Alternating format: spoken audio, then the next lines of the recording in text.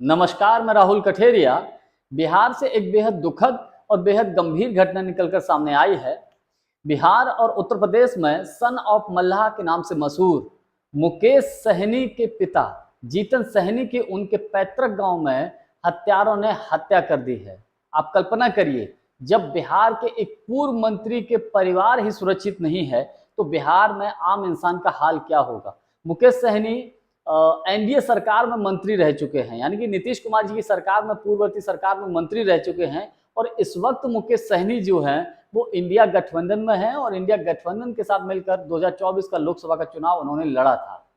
तो इतने बड़े जनाधार वाले नेता के पिता की हत्या उनके घर पर कर दी जाती है, उनके पैतृक गांव में कर दी जाती है। इससे बड़ी दुखद, इससे बड़ी घटना मैं कुछ मान ही नहीं सकता।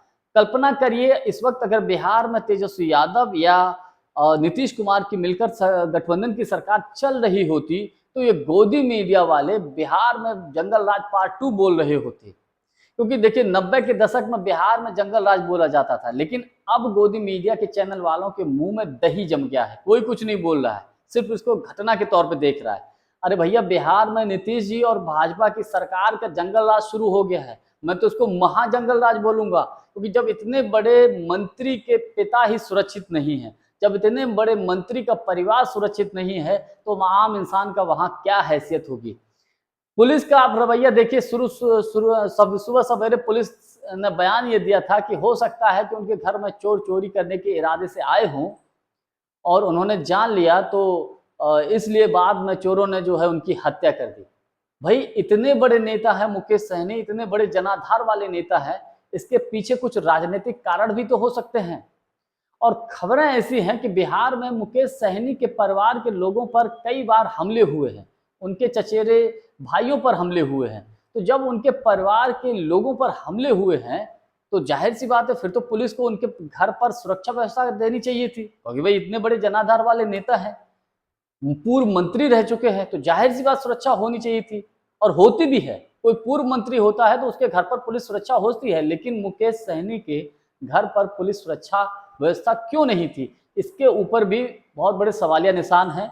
एक तरीके से ये बोल सकते हैं, बिहार में लॉ एंड ऑर्डर जो है बिल्कुल ध्वस्त हो चुका है। चूंकि ये इतनी बड़ी घटना है, इसलिए इस वक्त सोशल मीडिया और मीडिया पर छाई हुई है, वरना कोई आम इंसान होता तो शायद पता भी नहीं चलता।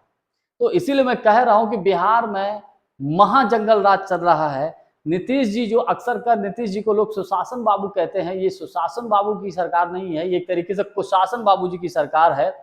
क्योंकि जब इतनी बड़ी घटना हो रही है तो इसको मैं क्या कहूँ, हालांकि इस पर राजनीति भी शुरू हो गई है। सत्ता पक्ष और विपक्ष जो है संवेदनाएं जता रहे हैं और दोषियों के खिलाफ कड़ी से कड़ी कार्रवाई करने की मांग भी बोल रहे हैं, जांच करने की बात बोल रहे हैं। लेकिन बिहार में जंगल राज है, इसमें बिल्कुल भी कोई दो राय नहीं है। आज के लिए बस इतना ही।